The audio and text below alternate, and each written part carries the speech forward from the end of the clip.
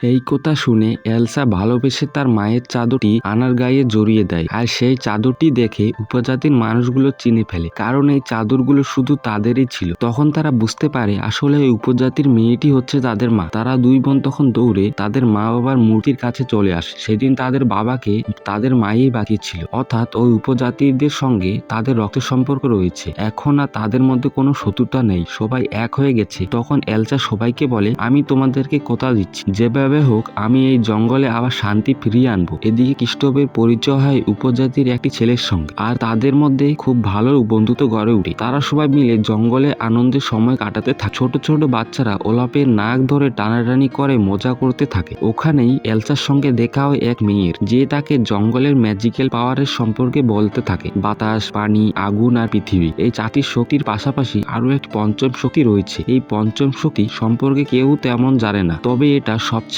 উপকারী, কারণ এটি বাকিদের একত্রে ধরে রাখে। তখন এলসা বলে, যেভাবে হোক আমি ওই পঞ্চম ম্যাজিক্যাল পাওয়ারটা খুঁজে বের করব। অন্যদিকে কৃষ্ণ ভাবতে থাকে কিভাবে আনাকে প্রপোজ করবে। তার বন্ধু তাকে সাহায্য করার প্রতিশ্রুতি দেয়। দুই বোন তখন হাতে হাতে জঙ্গলে এক কোণে একটি পুরনো জাহাজ দেখতে পায়। কাছে গিয়ে তারা বুঝতে পারে এই জাহাজেই তাদের মা বাবা সমুদ্র যাত্রা বেরিয়েছিল, কিন্তু এটা এখানে কিভাবে ভেসে এলো। তারা জাহাজের ভিতরে ঢুকে খুঁজতে থাকে কোনো দরকারি জিনিস আছে কিনা। অবশেষে তারা একটি ম্যাপ খুঁজে পায়, কিন্তু তাতে লেখা ভাষা তারা বুঝতে পারে না। আনা দেখে ম্যাপে কোনায় তাদের মায়ের হাতের লেখা। সমুদ্র শেষে একটি বরফের স্তূপ পাওয়া যায়, আর সেখানে রয়েছে জাদুই শক্তির উৎস। তারা বুঝতে পারে মা বাবা সমুদ্র পথে অট্টহলওয়ান নামে একটি জায়গায় যাচ্ছিলেন। এলসা তার জাদুই শক্তি দিয়ে দেখার চেষ্টা করে আসলে কি ঘটেছে। তখন সে জানতে পারে তাদের মা বাবা তার শক্তির উৎস জানতে গিয়ে সমুদ্র যাত্রায় প্রাণ হারায়। এটা দেখে এলসা ভেঙে পড়ে এবং নিজেকে দোষী মনে করতে থাকে। আনা তাকে বুঝায়, তুমি দোষী নও, তুমি বিশেষ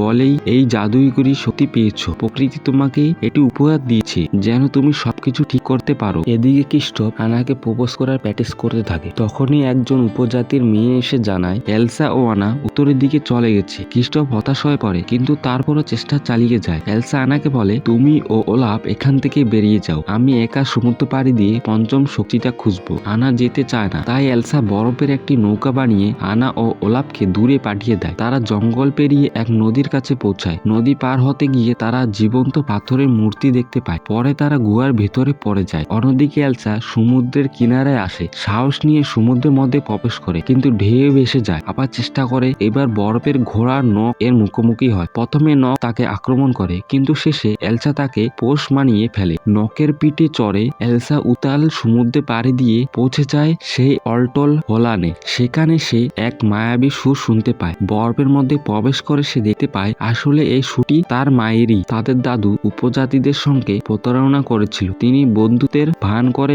বাঁধ তৈরি করেছিলেন যেন রাজ্য রক্ষা পায়, কিন্তু এতে উপজাতির ক্ষতি হয়। প্রকৃতি এতে রাগী হয়ে অভিশাপ দেয়, আর সেদিন থেকে রাজ্য ও উপজাতি বিচ্ছিন্ন হয়ে যায়। এলসা বুঝতে পারে তার দাদুর অন্যায়ের ফলে এই অভিশাপ নেমে এসেছে। যেহেতু তার মা উপজাতির মানুষ ছিলেন, তাই প্রকৃতি তাকে পঞ্চম শক্তি অর্থাৎ মানুষ ও প্রকৃতির সেতু বন্ধনকারী শক্তি উপহার দিয়েছিলেন। শত জানার পর এলসা ধীরে ধীরে বরফে পরিণত হতে থাকে, কিন্তু শেষ মুহূর্তে সে তার জাদুর মাধ্যমে আনার কাছে এক সংকেত পাঠায়। আনা গুহায় সেই বাধা পেয়ে বুঝতে যায় কি ঘটেছে। সে জানে ওই বাঁধ ভাঙলে সব ঠিক হয়ে যাবে, কিন্তু ঠিক তখনই ওলাপ গলে যেতে থাকে, কারণ এলসা বরফে পরিণত হয়েছে। ওলাপ মিলিয়ে গেলে আনা ভেঙে পড়ে, কিন্তু হাল ছাড়ে না। সে পাথরের দৈত্যদের ঘুম থেকে উঠিয়ে দেয়, যাতে তারা রেগে গিয়ে বাঁধের দিকে পাথর ছোড়ে। অবশেষে বাঁধ ভেঙে যায়, নদীর জল প্রবাহিত হয়ে রাজ্যের দিকে যায়। ঠিক তখনই এলসা মুক্ত হয়ে ফিরে আসে এবং তার ম্যাজিক্যাল শক্তি দিয়ে জল থামিয়ে দেয়। সব অভিশাপ কেটে যায়, জঙ্গল ও রাজ্য